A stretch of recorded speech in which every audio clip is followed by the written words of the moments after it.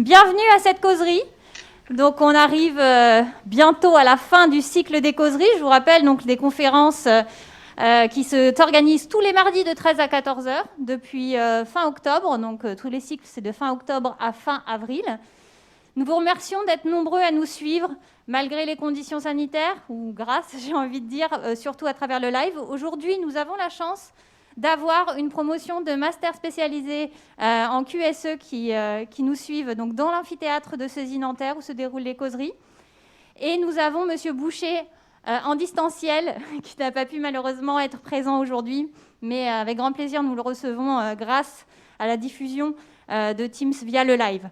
Donc merci aux présents, mais aussi merci à tous ceux qui nous regardent des autres centres saisis, des 25 centres saisis nationales, mais aussi à l'ensemble des personnes extérieures, tuteurs ou autres, qui nous suivent, peut-être pas chaque semaine, mais très régulièrement. Merci à vous tous.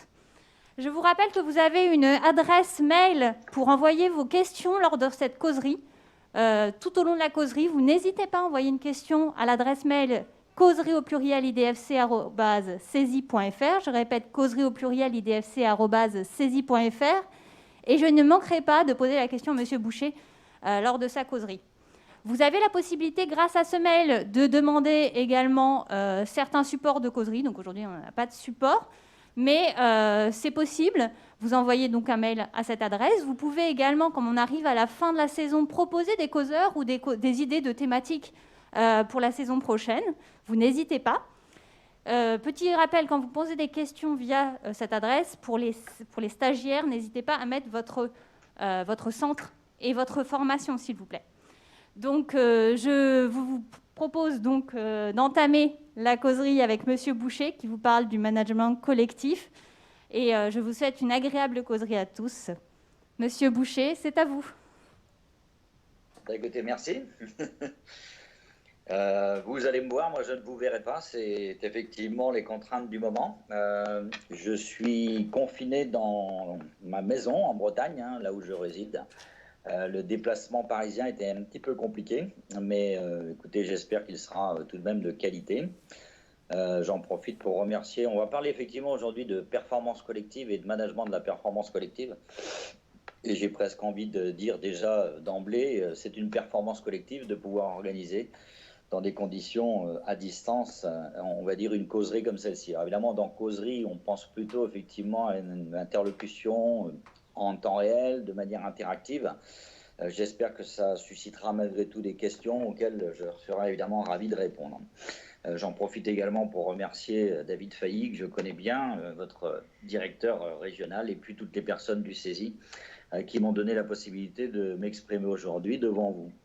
Alors, qui vous parle? Je crois que c'est important peut-être de dire un petit mot. J'ai effectivement été président du CESI de 2009 à 2017, donc une période de 8 années, suffisamment longue en tous les cas pour bien connaître la maison de l'intérieur. Et puisque je repartirai de retour d'expérience, ce retour d'expérience également, j'en parlerai aujourd'hui, puisque parmi les 4 cas que j'ai retenus, il y en a un en tous les cas qui caractérise bien effectivement le CESI et la maison CESI. J'ai consacré une partie de ma carrière professionnelle dans le domaine des systèmes d'information et des technologies, plus particulièrement quand même systèmes d'information et systèmes informatiques pendant à peu près, on va dire, une trentaine d'années. J'ai aussi consacré une partie de ma vie professionnelle à des engagements internationaux dans le domaine du syndicalisme international, mais plus particulièrement avec le public des ingénieurs et des cadres, donc les ingénieurs que vous êtes ou que vous serez effectivement dans quelques temps. Et puis cadre au sens manager, puisque le mot cadre à Singapour ou à Bruxelles ne résonne pas comme chez nous, évidemment en France, et on parle plus des managers. Donc j'ai vice-présidé un comité mondial des ingénieurs et des managers pendant quelques années, et ce ne sera pas l'objet de mes propos aujourd'hui, mais j'en ai tiré quand même un certain nombre, on va dire, d'enseignements en matière là aussi de performance collective. Alors mon parcours est dans ce domaine on va dire de l'informatique. J'ai eu l'occasion de revenir beaucoup sur ces questions à la fois de pilotage et de gestion du changement, de performance collective devant des publics d'ingénieurs. Je continue à donner des cours en qualité d'intervenant extérieur ici à IMT, donc Télécom et ex-École des mines de Nantes et Télécom Brest maintenant, autour de ces questions, on va dire, de performance. Alors je précise d'emblée peut-être au début de cette causerie, moi je ne suis pas un théoricien de la performance, c'est plutôt à partir de mes retours d'expérience pratiques. Donc on va beaucoup parler aujourd'hui de retours d'expérience, donc de faits et de cas vécus en entreprise et dans des environnements finalement très très différents. Même si j'aurai l'occasion de m'appuyer évidemment et d'appuyer mes propos sur quelques interventions et quelques experts de ces questions. Alors, non pas par mes lectures, mais avec qui j'ai travaillé. Alors, je pense en particulier à Philippe Lorino, qui est un éminent professeur et maître d'une chaire d'ailleurs à l'ESSEC, Business School, qui a beaucoup travaillé sur la question de la performance. J'ai eu l'occasion de travailler avec lui pendant presque une année en entreprise, lui en qualité de consultant sur le pilotage de la performance, et j'en dirai quelques mots tout à l'heure. J'ai aussi travaillé avec des sociologues du travail qui m'ont appris beaucoup de choses autour des questions de sociologie du travail et sociologie de la performance au travail. Et je pense en particulier à Francis Gainsbourger. Voilà, je suis l'auteur de 3 ouvrages. Il y en a un qui a dû être mis à votre disposition. Je ne sais pas exactement combien d'exemplaires, mais c'est mon dernier livre qui s'appelle Jouer collectif. Je vais pas mal m'en inspirer aujourd'hui dans cet exposé. Je ferai même une lecture du premier cas, qui ne sera pas trop longue, je vous rassure, mais qui devrait, je pense, vous intéresser, puisqu'il est question effectivement de coopération dans un milieu et un public essentiellement d'ingénieurs et de jeunes diplômés, et comment la transmission de savoir, le partage de savoir et de connaissances va être un facteur de performance collective. Et puis les 2 autres ouvrages, il y en a un qui est consacré plutôt à la question du management et des valeurs. Lorsqu'on a une responsabilité managériale, et je parle beaucoup d'éthique de la responsabilité, ce livre s'appelle « Manager sans se renier », au sens manager sans renier ses propres valeurs. Et ce livre a obtenu une distinction par, on va dire, le prix Olivier Le Cerf, qui est une académie des sciences morales et politiques hébergée par l'Académie française, et c'était il y a maintenant 3-4 ans. Voilà, et puis j'ai publié un dernier ouvrage un peu plus avant qui s'appelle « Oser l'alerte » autour des questions d'alerte éthique et d'alerte professionnelle, un sujet qui m'a toujours beaucoup tenu à cœur. Voilà pour les quelques présentations. Alors, je vais repartir donc de 4 cas et de 4 faits, 4 faits réels. Donc dans des environnements, comme je vous disais, qui sont très différents. Ils parlent tous de jeu collectif, ils parlent tous de performance collective et de management de cette performance. Alors le premier se situe dans ce qu'on n'appelait pas encore à l'époque une start-up. En 90-95, on parlait tout simplement de sociétés de services naissantes dans le domaine des technologies. Le terme start-up n'était pas encore utilisé. Ce sera le premier cas donc pour parler de partage de connaissances. Le deuxième, j'ai choisi une situation totalement contrastée, la gestion des retraites complémentaires en France. Retraite complémentaire, ça veut dire Agirc et Arco. Demain, vous aurez un bulletin de salaire sur lequel vous aurez effectivement des cotisations qui sont maintenant prélevées à la source. Et parmi ces cotisations, vous avez des cotisations de retraite. J'ai eu la chance et l'honneur de présider cet organisme de gestion des retraites complémentaires en France pendant 7 ans. Et je vous dirai pourquoi pour moi ça parle de performance collective. Ce sera donc le deuxième cas que je vais citer. Le troisième, on est dans un grand groupe, plutôt à dimension européenne, pas encore internationale, qui s'appelle la Caixa. On est dans le secteur tertiaire de la banque assurance. Et c'est à cette occasion que j'ai eu l'occasion de travailler avec Philippe Lorino sur pilotage de la performance par les processus. Et là, je vous donnerai quelques exemples pratiques, là aussi de retour d'expérience en grande entreprise. Et puis le dernier cas, il est en grande proximité avec là où vous êtes aujourd'hui, puisqu'il sera question effectivement du CESI. J'ai toujours pensé que le CESI avait de vraies valeurs, un ADN et une singularité. Et je vous parlerai plus particulièrement de ma perception avec un peu de recul aujourd'hui. C'est quoi finalement la performance collective au sein du CESI, avec tous les acteurs évidemment de la chaîne, on va dire de la formation initiale, continue, etc., etc. Ce sera donc le quatrième cas. Sur chacun de ces cas, je précise que je donnerai quelques éléments de contexte, les faits, les quelques mots-clés ou enseignements que j'en ai tirés. Et puis, avant de conclure, je prendrai le temps finalement de vous donner un peu la relecture que j'ai pu faire à travers ces quelques cas et expériences en entreprise. Est-ce qu'il y a des points communs? Est-ce qu'il y a des facteurs clés quelque part de cette performance collective? Est-ce qu'il y a des ingrédients particuliers, des conditions à réunir? Ma réponse est oui, et j'en ai détecté 6 en particulier, donc c'est ce dont je vous ferai part. Et puis, il y aura de toute façon place évidemment à des questions de votre part avant même, on va dire, d'en arriver à la conclusion. Mais je parlerai aussi de qu'est-ce qui fait des freins à la performance collective. Pourquoi est-ce que parfois on n'est pas performant et collectivement non performant? Il y a des freins qui sont relativement bien identifiés aujourd'hui. J'en ai repéré 5 dont je vous parlerai. Et puis ça me fera l'occasion de parler aussi un petit peu des écueils. Dire collectif, ça ne veut pas dire qu'il n'y a pas de place à l'individu, ça ne veut pas dire qu'il n'y a pas de place à la performance individuelle. La question étant de savoir finalement comment tout ça va s'articuler. J'en arrive donc au premier fait. Donc je suis directeur adjoint et en charge finalement de tout ce qui est recherche-développement, animation des partenariats. Et puis j'ai aussi la gestion de grands projets. On est dans le domaine de l'informatique et de la migration industrielle de systèmes. Alors c'est une petite structure qui va démarrer avec 8 personnes. Lorsque je l'ai quitté, donc fin d'année 2000, il y avait à peu près 250, je dirais plutôt coopérateurs d'ailleurs que collaborateurs. Voilà, donc une croissance, on va dire à 2 chiffres, est relativement rapide et importante. On est dans un environnement où le recrutement, c'est essentiellement des jeunes diplômés, avec 2 filières essentielles, donc l'école des mines de Nantes, qui est une filière informatique importante, et puis l'université de Nantes, à l'époque, qui avait un DESS de génie logiciel. Bon, je précise ces éléments de contexte parce que je vais tout de suite venir un peu au fait. Ces jeunes diplômés ont exprimé de façon récurrente et permanente, même quand ils avaient été recrutés dans l'entreprise, leur besoin de continuer à apprendre. Ce n'est pas parce que la formation initiale, je dirais, s'arrête qu'on va arrêter d'apprendre. On apprend en situation.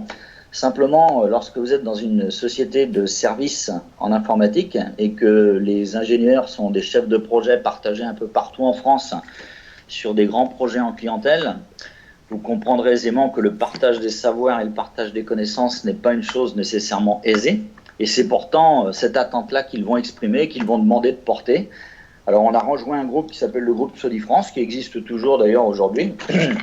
Et donc je vais vous reprendre ce fait. Alors plutôt que de le faire, je veux dire, de manière un peu déconnectée du livre dont j'ai parlé tout à l'heure, je vais reprendre, c'est dans page 45 de ce bouquin, dans la partie qui s'appelle « Jouer collectif au travail ». Et je vais me permettre de lire quelques passages. Donc j'ai un rendez-vous avec le directeur général du groupe et je lui fais part de cette attente des salariés. Je me suis inspiré un peu des techniques américaines de knowledge management. Bon, aujourd'hui, tout le monde en parle. À l'époque, c'était un peu moins répandu. Et donc, toute cette, on va dire, les pratiques de partage de savoir et de connaissances. Et je rencontre donc le directeur général du groupe. Je lui explique que je souhaite organiser ça à raison de tous les vendredis de chaque mois, mais avec une rotation finalement sur l'ensemble des salariés. Alors on n'est pas au tout début, on est déjà après 1 année et demie, 2 années d'existence de la société. On a un public d'une centaine de personnes déjà. Et comme l'objectif, c'est on ne peut pas les faire venir tous en même temps, donc on va procéder par rotation. L'objectif de ces séances, des vendredis après-midi, voire vendredi toute la journée, c'était permettre à des équipes de recherche-développement de partager des connaissances dans le domaine des technologies de pointe, on va dire, avec des ingénieurs chefs de projet en clientèle et puis avec des apports finalement réciproques de part et d'autre. La première question qui va m'être posée par le directeur général, écoutez, c'est une très bonne idée, mais est-ce que vous avez chiffré combien ça allait coûter finalement et le manque à gagner pour l'entreprise, puisque c'est évident que si vous prenez un ingénieur sur un projet en clientèle, c'est une journée qui ne sera évidemment pas facturée. Donc ça viendra en moins sur le chiffre d'affaires et donc sur la marge finalement de l'entreprise. Alors il a fallu faire preuve de beaucoup de pédagogie à ce moment-là pour expliquer que finalement le retour sur investissement, finalement l'équation sera économiquement rentable dès lors qu'effectivement on est dans un secteur où le turnover est très très élevé. Enfin, il faut savoir à l'époque, on n'est pas dans les configurations d'aujourd'hui, bien que dans le domaine de l'informatique, je veux dire, les bons ingénieurs sont quand même en général chassés, mais on était sur un turnover de 14%, moyenne du marché, et on a réussi à obtenir, nous, à fidéliser de manière très importante les salariés, puisqu'on avait un turnover qui était inférieur à 3%. Donc ce différentiel s'explique en partie, bien sûr, pas totalement, mais par cette politique de fidélisation un petit peu des compétences. Il faut savoir qu'on était sur des technologies aussi maison, qui obligeait à former des gens pendant à peu près 4 à 5 mois pour bien maîtriser les outils. Alors c'était des outils d'analyse automatique de code et de base de données pour faire de la migration à caractère industriel. Pour faire vite, un grand projet comme celui de la MAF avait été chiffré à plusieurs centaines de millions de francs à l'époque par IBM. Et on a fait une proposition donc d'une migration avec un chiffrage qui était inférieur à peu près d'un tiers, tout cela en utilisant des automates de transformation de code bâtis sur des analyses de complexité. On s'était beaucoup inspiré des travaux de recherche des Canadiens. Je passe les détails. J'obtiens finalement de la part du directeur général un feu vert pour une expérimentation. Je fais part aux collègues ingénieurs qu'on va pouvoir mettre en place finalement ces vendredis des partages de connaissances. Ils en sont ravis. J'avais sous-estimé un petit peu à l'époque la difficulté de l'exercice pour aller vendre finalement en entreprise cliente le fait qu'il fallait détacher ces mêmes personnes pendant une journée. Alors c'était donc une fois par trimestre, mais bon, quand vous êtes sur des projets à flux tendu avec des délais très très importants, l'exercice n'est pas si simple que cela. Et puis finalement, bon, ça s'est organisé. On a commencé à mettre en place, on va dire, ces vendredis de partage. Moi, j'ai été agréablement surpris, effectivement, par la qualité de la préparation, la qualité de l'interprétation. On est vraiment, finalement, dans un partage de savoir, de connaissances. C'est pas un exercice si simple que cela, parce que ça suppose, quelque part, d'abandonner une parcelle, quelque part, de connaissances qui est parfois perçue comme une parcelle de pouvoir. Et donc, ça supposait effectivement de faire cet effort. Quand je dis que c'était effectivement bilatéral, c'est que non seulement les responsables un peu de programmes de recherche et de développement, donc on travaillait beaucoup avec des thésards et en lien avec le milieu académique dont j'ai parlé tout à l'heure, donc des apports à la fois théoriques et puis en même temps des apports extrêmement pratiques, et c'est cette fertilisation croisée finalement des connaissances qui était extrêmement précieuse. Ça a bien fonctionné. On va dire à peut-être une exception près, je veux dire, tous les ingénieurs ont parfaitement joué ce jeu collectif. Et puis, donc fort un peu de cette expérience qui marchait bien, ça m'intéressait de savoir finalement, enfin, au-delà des aspects purement économiques dont j'ai parlé tout à l'heure, c'est qu'est-ce que ça pouvait apporter comme plus également vis-à-vis effectivement des entreprises clientes.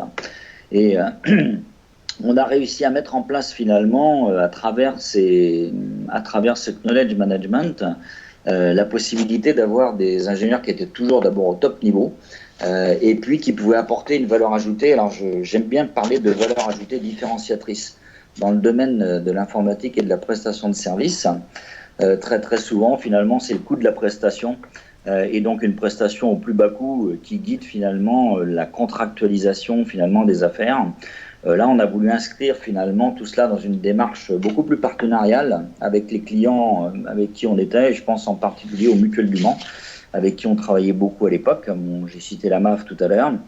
Et ce que nous disaient finalement les interlocuteurs chez les clients, c'est ce que vous nous apportez, les autres ne l'apportent pas. Donc il y a un petit plus, effectivement, et c'est ce qui fait qu'on a envie de continuer à travailler avec vous. Et là, je pense qu'il résumait à travers effectivement une formule, ce que je qualifie donc de performance collective, c'est-à-dire cette capacité finalement à apporter aussi grâce à ce savoir-faire partagé finalement un plus aux entreprises clientes. Donc finalement, qu'est-ce que j'ai tiré un peu d'expérience et enseignement de cette expérience? C'est un jeu collectif qui est gagnant finalement pour tout le monde. D'abord les salariés parce qu'ils s'y retrouvaient, ça correspondait bien à la réponse à leur attente. Les entreprises clientes, je viens d'en parler, et puis le groupe dans lequel j'étais, c'est un vrai gain. Hein. Vous savez, quand vous avez formé quelqu'un pendant quelques mois et qui va pouvoir finalement ici être dans la durée, c'est un facteur effectivement économique qui est loin d'être négligeable, bien au-delà effectivement du jeu des personnes. Donc si je devais sur ce premier cas un peu d'entreprise résumer finalement les mots-clés, on est bien dans le management de la performance par l'innovation et l'innovation technologique, donc c'est quelque chose qui va vous parler ici au CESI, on est quand même dans le domaine de l'excellence. On est aussi effectivement dans le domaine de la vulgarisation, on va dire de ces savoirs, parce qu'il y a ce que l'on faisait effectivement en interne entre finalement les publics d'ingénieurs, et puis comme on travaillait beaucoup en lien avec le milieu académique, on avait décidé dans le prolongement de tout ça d'organiser une fois par mois ce qu'on appelait les jeudis de l'objet, objet au sens des objets informatiques, pour faire un travail de vulgarisation là aussi auprès effectivement d'un public beaucoup plus large sur un territoire. Alors ça m'a beaucoup parlé d'ailleurs quand j'ai pris la présidence du CESI, parce qu'il y a un fort ancrage territorial, et que cette dimension de la valeur ajoutée différenciatrice de cette excellence quelque part dans un certain nombre de filières d'activité, au plus proche des entreprises et de leur territoire. C'est quelque chose qui me rappelait effectivement de très très nombreux souvenirs. Donc voilà pour les mots-clés. Si je ramène ça effectivement à ma responsabilité et celle d'un manager, j'ai envie de dire il faut être bien sûr dans l'innovation, mais l'innovation n'est pas qu'économique, elle est aussi sociale dans un domaine comme celui-ci. Je pense qu'il faut aussi un manager qui soit un bon négociateur, parce que négocier avec un DG, négocier avec des clients, c'est quand même pas quelque chose de simple. Parfois, je dis dans le livre, ça ressemblait un petit peu à un parcours du combattant. Et puis c'est un manager donc un peu équilibriste finalement pour trouver le subtil dosage entre les intérêts, on va dire, de l'ensemble de ces acteurs. Voilà un petit peu pour ce premier cas. Il suscitera peut-être quelques questions de votre part et je ne manquerai pas d'y répondre tout à l'heure. Je vais passer tout de suite au deuxième cas et j'ai volontairement choisi quelque chose de très contrasté. Bon, j'ai eu aussi la chance et l'honneur de présider donc un régime des retraites complémentaires à GIRC et ARCO dans ce pays pendant quelques années. Alors on pourrait dire, mais en quoi ça a quelque chose à voir finalement avec la performance? Alors, je voudrais simplement vous donner quelques chiffres pour illustrer. Bon, vous savez, en France, les retraites, on en parle beaucoup, enfin ça fait beaucoup causer. À chaque fois que j'en parle avec des jeunes diplômés ou des futurs jeunes diplômés, ils me disent « Oh là là, nous, de toute façon, c'est très loin. D'abord, on n'en aura peut-être pas. » Alors, je vais vous rassurer tout de suite, vous en aurez. Moi qui suis retraité aujourd'hui, 60% de mes revenus de pension sont des revenus de retraite complémentaire. C'est-à-dire, c'est pas le régime de base. Autrement dit, c'est pas la Caisse nationale d'assurance vieillesse. Et je précise tout de suite, celle-ci, elle est gérée par l'État. Les retraites complémentaires, l'État n'a rien à y faire, puisque c'est géré par les partenaires sociaux. Alors c'est quoi? C'est-à-dire, c'est les représentants tout simplement des employeurs et des entreprises. Alors pourquoi je vous parle de ça et pourquoi il me semble que ça a un lien avec la performance collective? Alors quelques chiffres d'abord. C'est 21 millions de cotisants, on a 15 millions de retraités bénéficiaires pour le régime général, c'est 122 milliards de prestations qui sont versées. Et pour la partie complémentaire, à GIRC et ARCO, donc si vous êtes cadre, vous étiez aussi cotisant à la GIRC, et vous, futurs jeunes diplômés, serez sans doute effectivement cotisant dans ces tranches, on va dire, supérieures à 3 fois le plafond de la sécurité sociale. Et bien là, on est sur des chiffres, on va dire, colossaux, puisque on est sur 36 millions de bénéficiaires, 80 milliards de cotisations et 81 milliards d'allocations. Mais au-delà des chiffres, on va dire, qui sont évidemment très très importants, la performance dans ce contexte, au-delà de la collecte et puis finalement du versement, il faut savoir que c'est quand même des versements tous les mois et qu'ils sont attendus par tous ces millions finalement, je dirais, de bénéficiaires. Donc pas question d'avoir un jour ou 2 jours de retard. Et puis surtout, ce sur quoi je voulais insister, parce que aujourd'hui, il est beaucoup de questions effectivement de dette publique, surtout dans cette période de Covid. On a l'impression que la machine à fabriquer les billets fonctionne en permanence. Alors, je voulais quand même insister sur un point de la performance collective. Ce régime qui existe depuis maintenant 1947, donc vous faites le calcul, ça fait à peu près 73 ans, il n'a pas coûté un centime de franc ni un centime d'euro à l'État. Dit autrement, nous n'avons jamais alimenté d'un seul centime d'euro la dette publique. Alors, pour moi, ça relève d'une performance collective, parce que quand on voit le nombre finalement d'acteurs qui sont ici concernés, ils sont très nombreux entre les entreprises, les cotisants, ceux qui vont gérer finalement ces régimes, les retraités bénéficiaires, etc. On voit bien qu'il y a des logiques d'intérêt qui peuvent être différentes. Je vais illustrer mon propos tout simplement en disant, vous avez des entreprises qui disent, mais en France, on paye déjà beaucoup trop de charges, donc il faudrait les diminuer. Donc les diminuer, ça veut dire qu'il ne faudrait pas trop augmenter les cotisations. Mais en même temps, les besoins de prestations sont importants parce que le volume des retraités dans ce pays, il augmente. Je ne vais pas vous faire de dessin. La courbe de la durée de vie, effectivement, elle augmente. Donc la question de l'équilibre devient effectivement une question centrale. Et qu'est-ce qui fait que finalement ça va marcher pendant autant d'années? Eh bien, je pense que le moteur ou la clé de cette performance, c'est la qualité d'abord du dialogue, c'est la qualité des compromis, c'est la qualité des négociations. Alors j'aurai l'occasion d'y revenir effectivement sur les 2 autres cas, et y compris aussi en parlant du CESI, mais c'est pas rien, quoi. Les entreprises en question cherchent aussi, alors pas toujours, mais à maintenir dans l'emploi le plus longtemps possible effectivement leurs salariés, et il vaut mieux parce qu'on sait que de toute façon cette durée de vie au travail vraisemblablement va augmenter.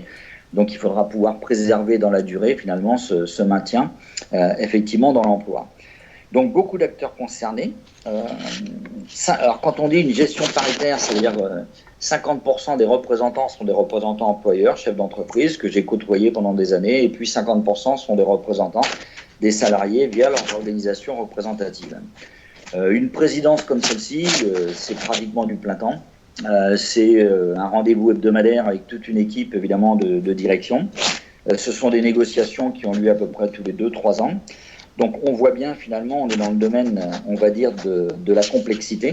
Et c'est ce pilotage qui va être aussi un facteur de performance.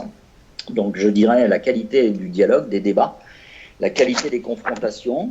Parfois, on est sur des rationalités différentes, mais ce dialogue et ces confrontations vont permettre de dépasser à la fois des égos personnels, de revenir finalement à l'essentiel et de dire il faut que ça marche. Voilà. Et il faut que ça marche dans la durée.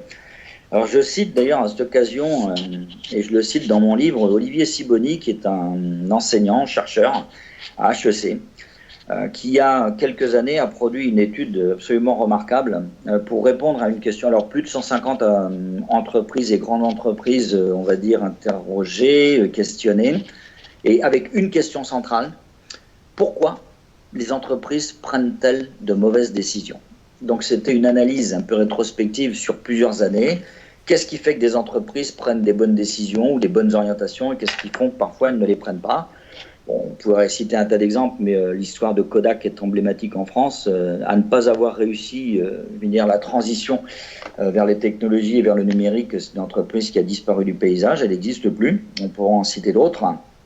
Mais donc finalement, pourquoi les entreprises prennent-elles de mauvaises décisions? Et la réponse majoritaire, évidemment, il y a plusieurs éléments de réponse dans son étude, mais ce n'est pas neutre du tout. Et il nous dit tout simplement parce qu'elles ne savent pas organiser le débat contradictoire, elles ne savent pas organiser la controverse, la pluralité des points de vue. Alors je dois dire que cette étude m'avait beaucoup frappé, et lorsque j'ai retrouvé la présidence, effectivement, des retraites complémentaires en France, ça m'a aussi beaucoup éclairé. Donc là aussi, les mots-clés, on va dire, si on tire un peu enseignement de cette expérience-là, il y a l'intelligence collective.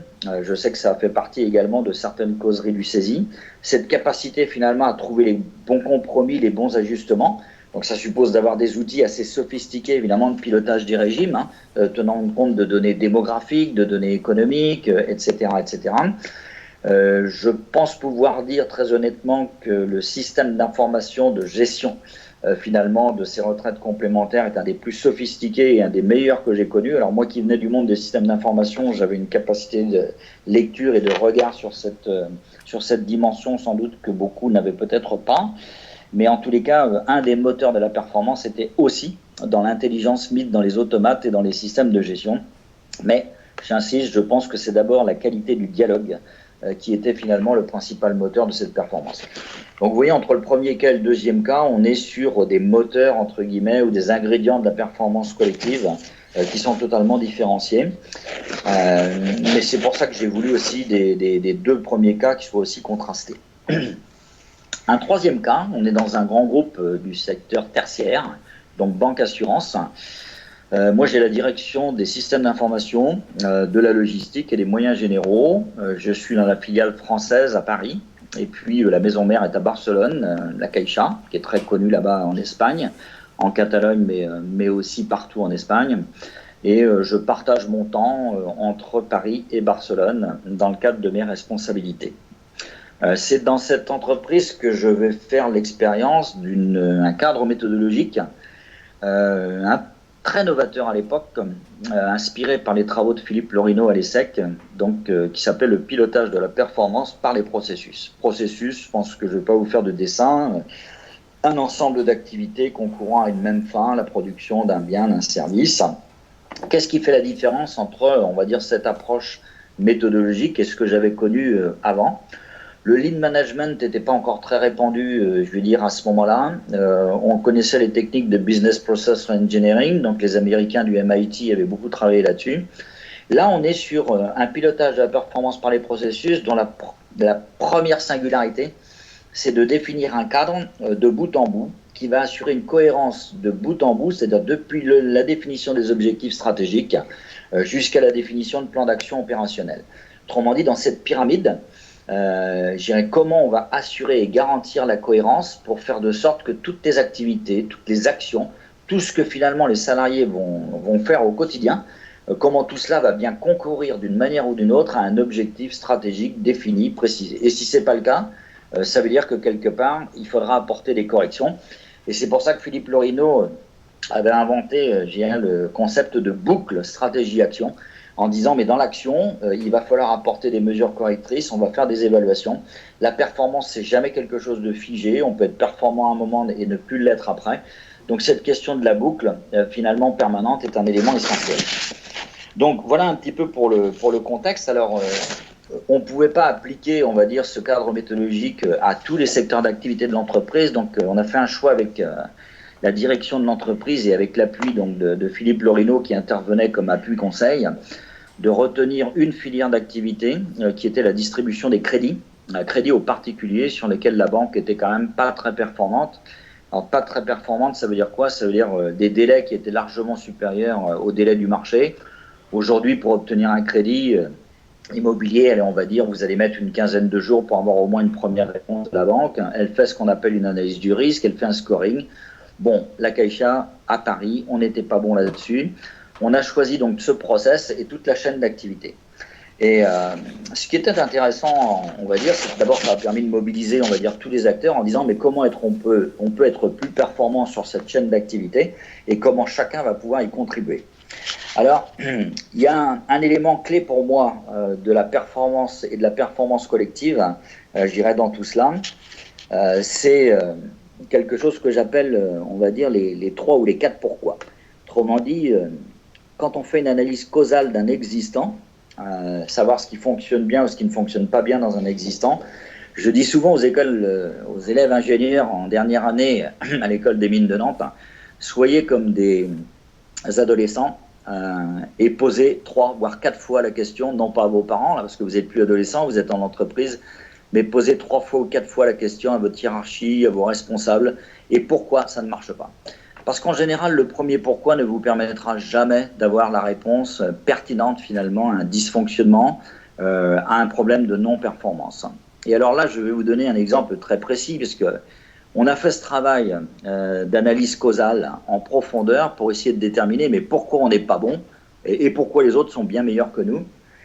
Et alors, avec les salariés de toute la chaîne d'activité, on s'est aperçu d'une chose, c'est que en agence, c'était là qu'était le problème, c'est que tous ceux qui étaient en interlocution avec les clients sur leur demande de crédit ne disposaient absolument pas des bonnes grilles de délégation.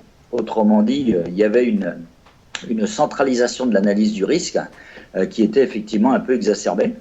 On est allé voir dans le bureau du responsable juridique qui pouvait se cacher derrière ses dossiers tellement il en avait.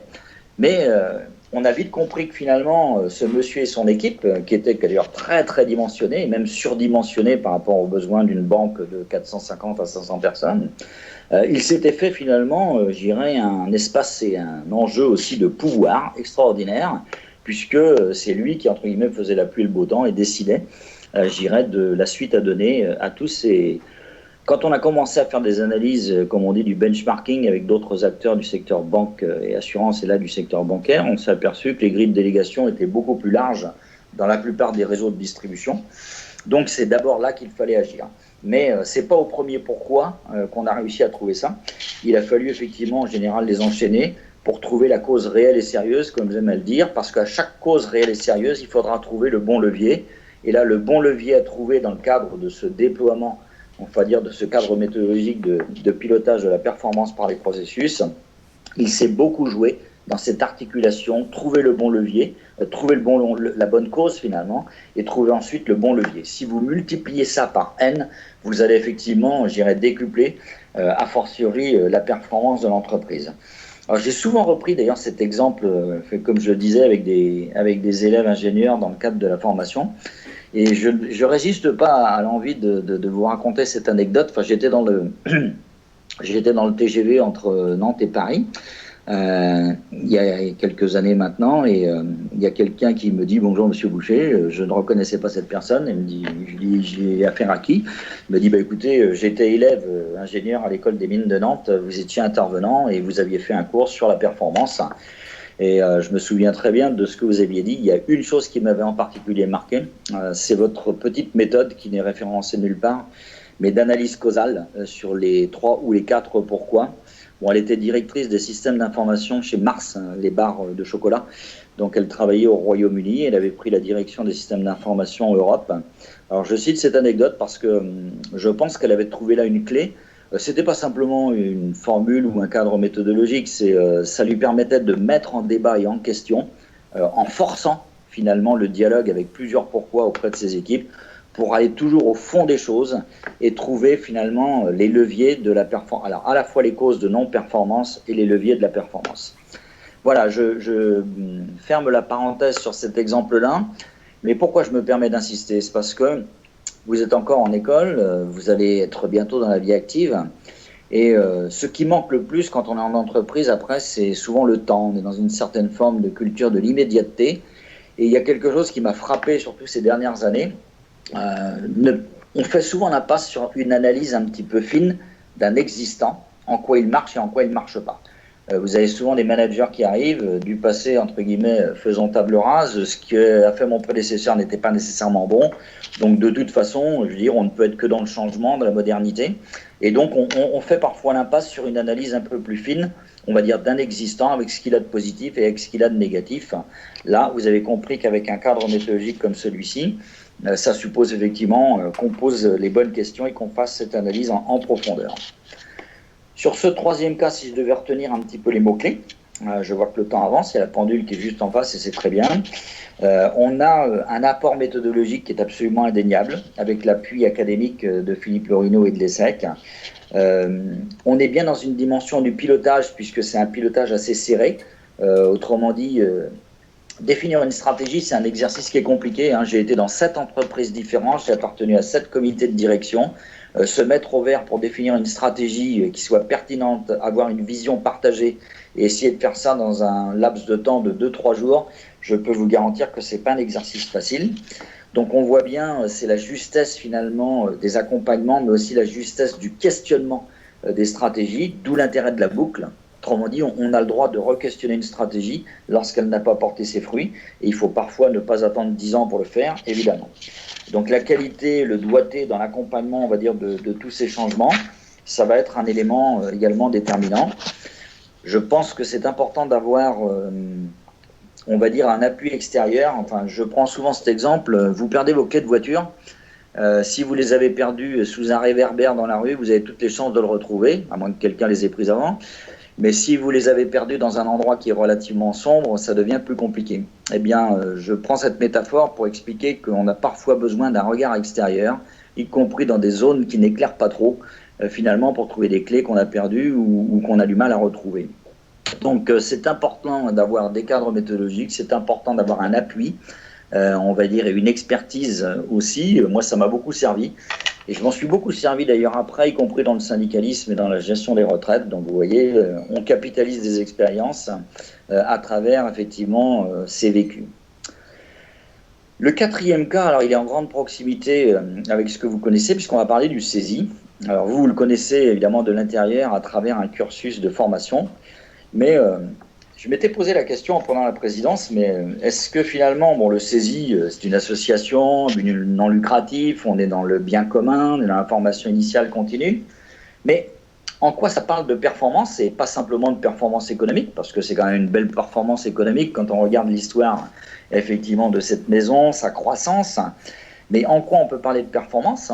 Est-ce qu'il y a une performance collective? Et puis, est-ce qu'elle est managée? Est-ce qu'elle est pilotée? Donc vous êtes ni une TPE, c'est pas la multinationale. On est dans une autre histoire, un groupe avec une histoire, des valeurs fortes, un ADN.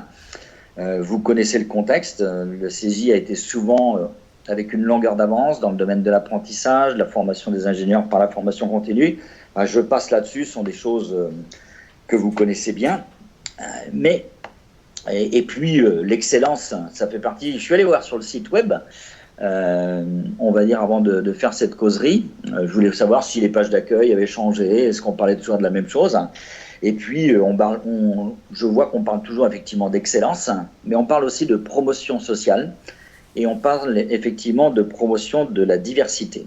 Alors vous connaissez les chiffres, mais déjà en soi ils sont impressionnants quand même, hein. Je veux dire 26 000 apprenants, 1200 en apprentissage, 43 titres et diplômes, présence sur 25 campus, 8000 entreprises partenaires, et cette signature, culture d'excellence, promotion sociale, promotion de la diversité. J'ai envie de dire, c'est déjà en soi une belle performance. Vous vous intéressez à toutes les questions de transition écologique, transition environnementale, en grande proximité sur les territoires avec les entreprises. Le CESI s'est doté d'un observatoire social de l'entreprise, il a un institut de la réindustrialisation, vous le connaissez bien, il est en grande proximité finalement par rapport au campus de Nanterre. Enfin voilà, tout ça, ce sont effectivement des résultats qui parlent évidemment de performance, mais je voudrais insister sur un point en particulier qui pour moi effectivement marque quand même une singularité. Je disais à David Failly un jour, c'est une formule qui lui avait beaucoup plu je crois, je lui dis le CESI est un groupe à part entière, mais il n'est pas tout à fait comme les autres. Et donc cette interpellation, pourquoi pas tout à fait comme les autres? Eh bien, tout simplement parce que la hauteur de la marche, je le qualifie comme ça, entre ceux qui arrivent à l'entrée du CESI en formation initiale ou en formation continue, et puis finalement la fin, qui est l'obtention effectivement d'un diplôme et la remise du diplôme. Je parle d'une hauteur de marche qui peut être effectivement un peu plus importante compte tenu de la diversité des recrutements, compte tenu de la diversité des candidatures, compte tenu finalement de la diversité des profils. Alors, on ne parle plus effectivement d'ailleurs d'école de la deuxième chance, même si on a pu en parler, mais on est bien sur l'école de la première chance, y compris différée, c'est pas tout à fait la même chose. Mais pourquoi je me permets d'insister effectivement sur ce point-là, c'est parce que lorsque vous savez que la hauteur est pas tout à fait la même, il va falloir être beaucoup plus astucieux, beaucoup plus innovant et donc beaucoup plus performant sur la question de la pédagogie et des contenus de pédagogie. J'avais été frappé, que je sois en allant sur le campus de Nanterre ou sur d'autres campus, je dirais, par la façon dont on approchait la question du travail en projet, en mode collaboratif, en mode coopératif. D'ailleurs, c'est quelque chose qui doit marquer finalement des diplômés du CESI, puisque quand on les fait parler même des années après et qu'on leur dit « mais c'est quoi les souvenirs que vous avez ?» Ils reviennent très très souvent finalement sur la qualité de ces coopérations, sur l'apprentissage on va dire, de ce travail collectif, et puis bien sûr sur les questions d'excellence. Mais c'est pas tout à fait neutre, et quand on participe à une remise des diplômes, c'est aussi cela dont je voulais vous parler dans mon exemple, mais c'est vrai que j'ai eu l'occasion de le faire à plusieurs reprises, et je me souviens en particulier avec Brahim Benacci, qui est maintenant en retraite, mais qui était directeur du CESI Grand Est, au moment où effectivement, c'était le 2 décembre 2016, c'est la magnifique salle du Grand Parlement européen, et j'avais été frappé par cette fierté collective, finalement, pour les diplômés. Enfin, il y avait parfois 2, voire 3 générations qui étaient réunies autour de la personne diplômée, surtout quand il s'agit de formation d'ingénieur par la formation continue. Et donc, il y avait à la fois une fierté collective, une émotion qui était partagée par toutes celles qui avaient contribué à l'effort. Enfin, moi qui suis très attaché à la question du jeu collectif et de la performance collective, je me suis dit, oui, bien sûr, il y a l'effort qui a été engagé par l'élève et par le futur diplômé, et puis ça veut dire qu'il a eu les bons appuis à l'intérieur du CESI, ça veut dire qu'il a eu des bons soutiens également dans son environnement, ce qui me fait parler effectivement de performance collective. Mais là où effectivement j'avais en tant que président sans doute une sensibilité encore plus forte, c'est lorsqu'on sait finalement que le CESI diplôme quand même chaque année environ, alors peut-être que les chiffres ont un peu changé depuis les années où j'étais en présidence, mais on parlait de 50% de jeunes ou d'adultes qui sont, j'insiste, les premiers effectivement de leur famille, parfois sur 2 ou 3 générations, à accéder à un titre 1 ou 2 de l'enseignement supérieur. Et dans mon discours, j'avais insisté beaucoup sur cette singularité parce que je me disais ça ne peut pas être le fruit du hasard. C'est toujours de toute façon la résultante d'un choix d'entreprise, d'un choix politique, qui est inscrit dans une histoire, qui est inscrit dans des valeurs. Je parlais tout à l'heure d'un ADN. Ce sont les mêmes arguments d'ailleurs que j'avais repris sur le campus de Nanterre. Alors ça, c'était un peu après, mais on avait lancé, et David doit s'en souvenir également, on avait lancé CESI Alternance, Vincent Coas était présent, et je cite ça dans la page 134 de mon livre, que je vais reprendre parce qu'on était en train d'évoquer cette performance du CESI sous cet angle-là, en particulier. Et il y avait Alexandre Sobo, qui était à ce moment-là, je pense que c'est plus le cas aujourd'hui, mais qui avait la présidence de l'UIMM.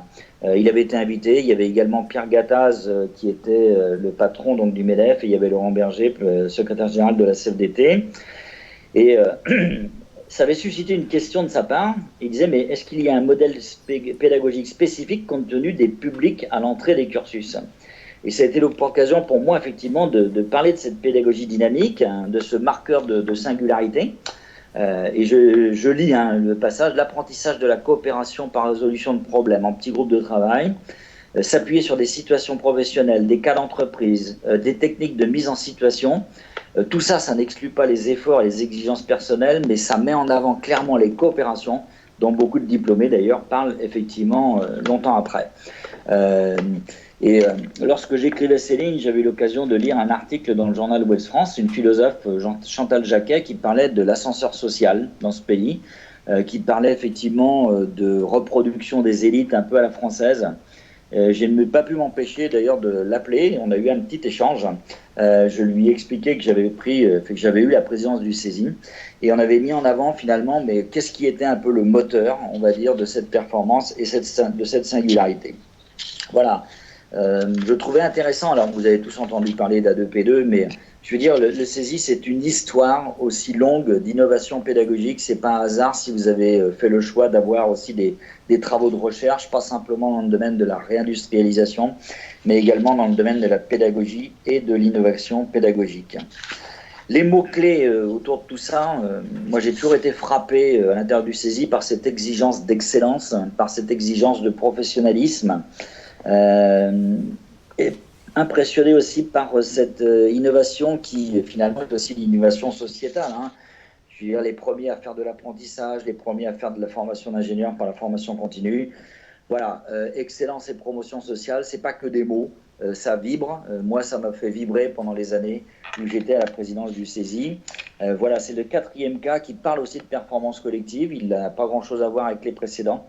Je trouve qu'il vient en complément, on va dire, utile à la présentation que j'ai faite. On pourrait citer, je dirais, d'autres exemples. Je ne m'étendrai pas plus, sauf pour dire peut-être un petit mot quand même sur la situation actuelle. J'ai eu l'occasion de discuter en 2-3 minutes avec des directeurs d'hôpitaux et d'établissements hospitaliers dans cette période, on va dire, de gestion du Covid.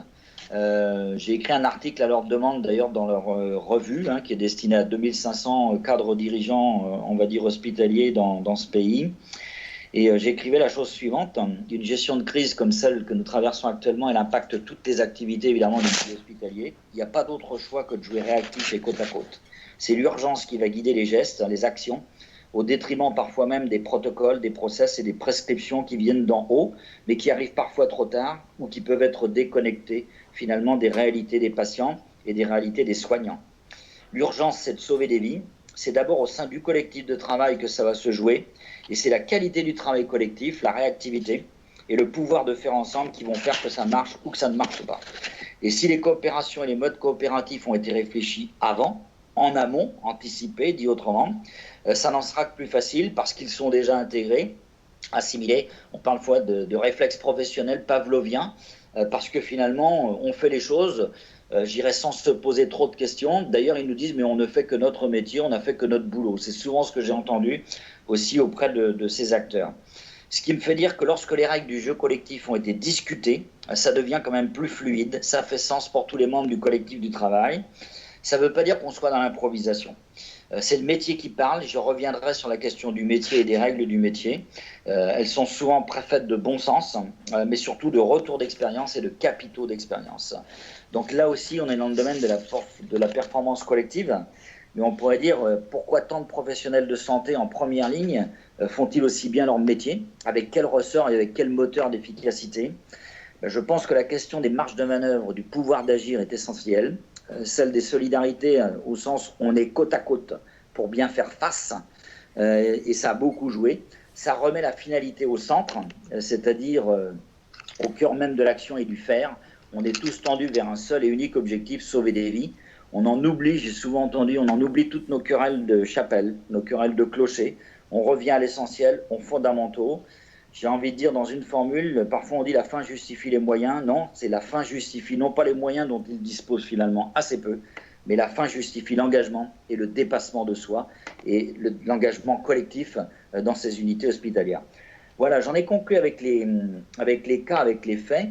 J'ai essayé d'y mettre de la diversité pour que vous compreniez un peu toute la complexité finalement des approches, on va dire, de la performance et du management de la performance collective. Alors, de toutes ces expériences, je vois qu'il est 13h47.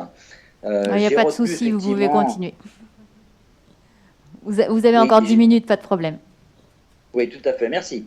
Vous m'aviez demandé de faire 50 minutes, donc du coup, j'avais toujours peur d'être un peu trop long. Non, je vais simplement aller aux 6 facteurs clés de succès et de ce que j'ai appelé un peu les moteurs de la performance.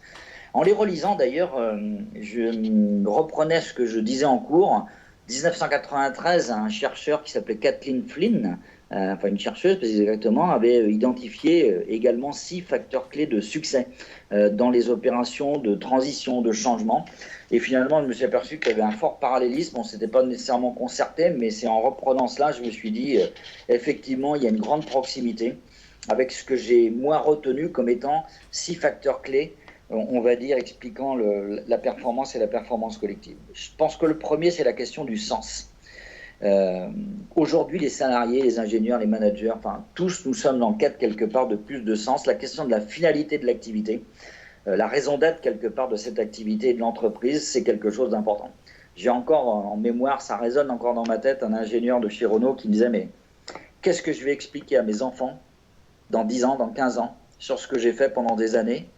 J'ai quand même contribué, alors c'était à l'époque, on ne parlait pas encore des voitures électriques, on n'avait pas encore, on va dire, toute cette approche que l'on connaît aujourd'hui, mais il disait, mais qu'est-ce que je vais expliquer? J'ai quand même fabriqué finalement des véhicules qui sont pollueurs, qui bouffent des matières premières, qui consomment, j'irais, énormément, etc.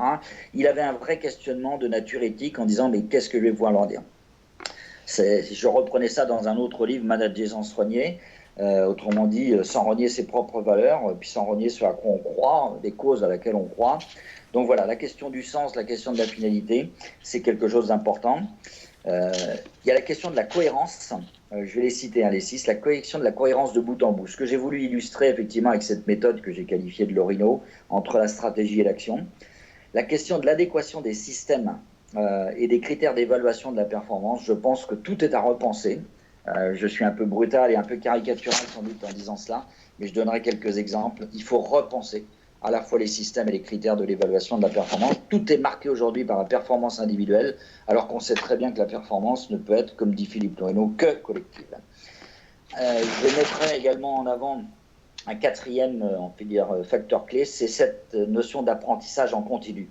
C'est-à-dire se dire, on termine une formation initiale, même une formation continue, on continue à apprendre en situation, j'irai dans l'exercice de ses responsabilités en entreprise, mais ça parle bien sûr aux saisies, ça ne parle pas toujours autant ailleurs, mais cet apprentissage continu me paraît être un élément clé. On va parler un peu de qualité du management au sens de qualité du leadership. C'est vrai que vous avez des gens qui ont un peu plus de charisme, qui ont un peu plus de capacité finalement à tirer vers le haut, à emmener vers l'excellence. Faut pas sous-estimer non plus cette dimension. Et ça va de pair avec quelque chose à laquelle je suis évidemment attaché, c'est la question de la pertinence de ces règles du jeu collectif. Alors, pour ne pas être trop long donc, sur chacun de ces points, sur le premier, j'en ai déjà dit 2 mots, mais c'est vrai que cette crise, en même temps, elle est très, très révélatrice, finalement, je dirais, de cette question de la finalité. J'ai pris l'exemple du milieu hospitalier, mais je pense que dans beaucoup de secteurs d'activité, on ne peut plus faire les choses tout à fait comme avant, on ne peut plus les faire n'importe comment. La crise climatique, elle est là, la performance environnementale doit être au rendez-vous. Il y a beaucoup de frustration du public, des ingénieurs, des experts après effectivement la Convention climat. On voit bien le CESI est largement engagé sur ces transitions écologiques, y compris sur les territoires. Donc la question de la finalité, la question du sens me paraissent effectivement déterminantes. Je m'arrête là. Sur la question de la cohérence, j'ai illustré ces propos avec le cas de la Caixa, mais on voit bien que les modèles et les outils qui vont permettre finalement, j'irais, de questionner un peu en profondeur tout ce qui va permettre de re-questionner des stratégies et dans une boucle permanente d'amélioration et de progrès. Mais quand on dit cohérence, c'est-à-dire qu'il fasse sens finalement pour tous les acteurs. dans ce que je fais au quotidien, je me reconnais finalement dans cette cohérence. Sur la question de l'adéquation des systèmes et des critères d'évaluation, je cite une anecdote, mais elle a une valeur très très symbolique.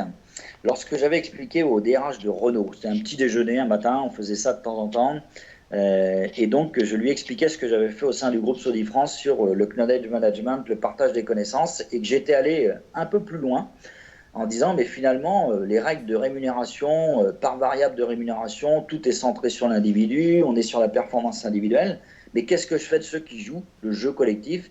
Qu'est-ce que je fais de ces ingénieurs qui contribuent à apporter de la connaissance, quelque part qui apportent de la performance collective? C'est du temps de préparation, ils vont être obligés de se concentrer pour faire un exposé qui soit de la meilleure qualité possible au cours de ces vendredis des partages de connaissances. Est-ce qu'on ne peut pas traduire ça effectivement à travers leur rémunération? Bon, j'ai eu quelques difficultés à le mettre en musique à l'intérieur du groupe, mais j'y suis parvenu.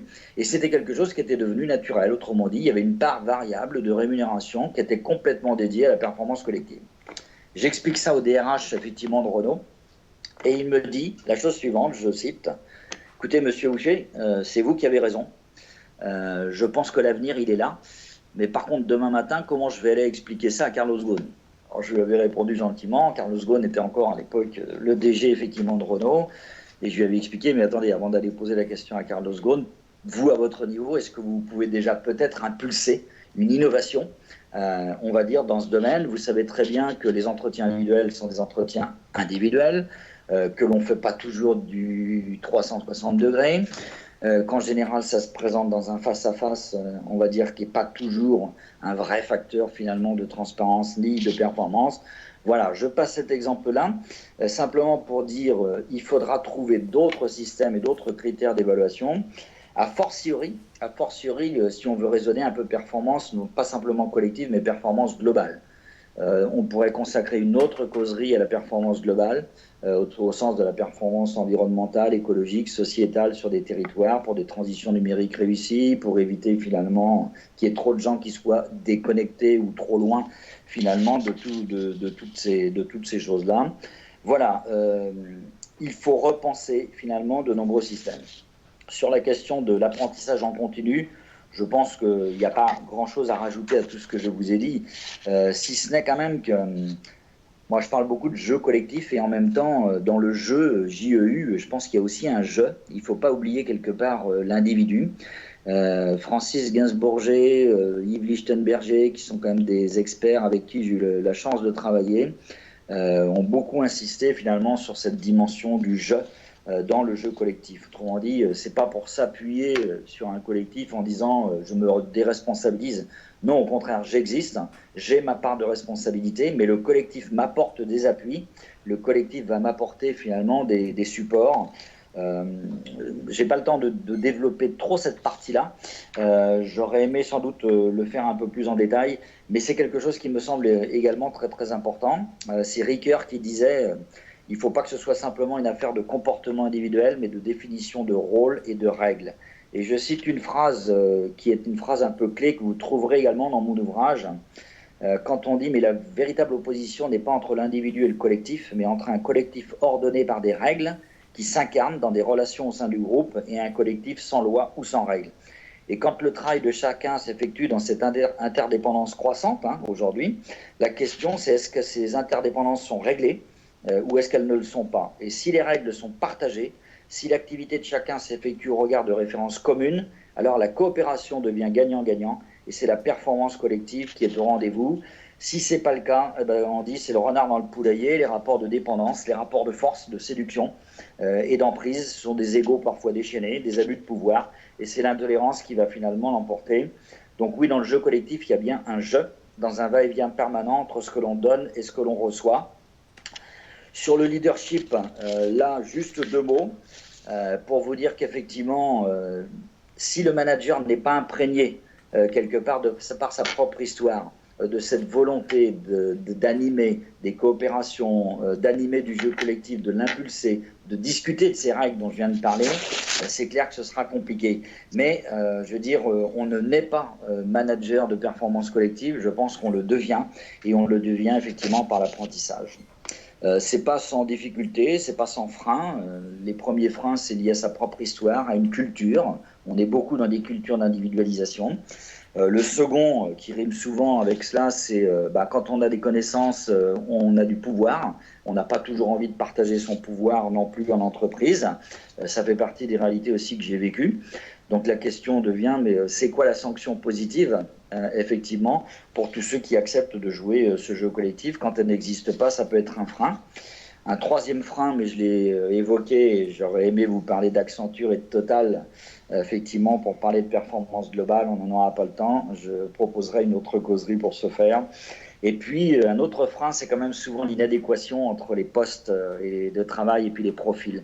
J'ai un ami qui a écrit un magnifique livre qui s'appelle Les talents enfouis, Jacques Lebeau, et qui insiste, les bonnes personnes à la bonne place, c'est quand même extrêmement important. On a de la performance collective aussi grâce à ça.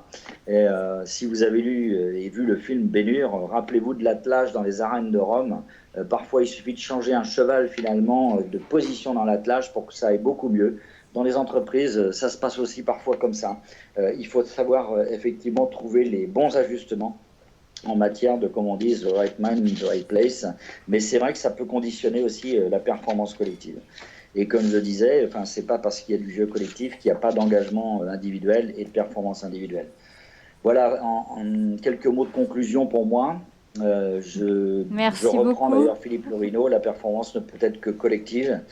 Et ça me fait beaucoup plaisir de partager ça avec vous aujourd'hui au CJ. J'ai envie de dire, soyez des dynamiteurs de performance collective, osez. Merci beaucoup, Monsieur Boucher. On peut vous applaudir et puis vous remercier pour cette causerie. Merci pour votre présence. Merci à tous ceux qui nous ont suivis, puisque évidemment c'est partie aussi, j'ai oublié de le dire tout à l'heure, des formations de l'ensemble des masters spécialisés sur tous les centres saisis. Donc merci à vous tous. Merci de nous suivre donc tous les mardis. Je vous rappelle, pour n'importe quelle question, vous pouvez envoyer à causerie@saisie.fr. Je vous rappelle également que vous avez des replays de certaines causeries sur la playlist Les Causeries Saisies sur le YouTube Saisie. N'hésitez pas à aller visionner ou revisionner les causeries qui vous ont intéressé. Et puis la semaine prochaine, donc ça sera l'avant-dernière causerie, on recevra Julien Ritzowski qui vous parlera de focus, concentration, gestion du temps. Donc là, ça s'adresse surtout à tous ceux qui ont des rapports, des écrits à faire. Venez participer à cette causerie, il vous donnera des outils, des techniques pour focaliser votre attention et votre concentration au quotidien.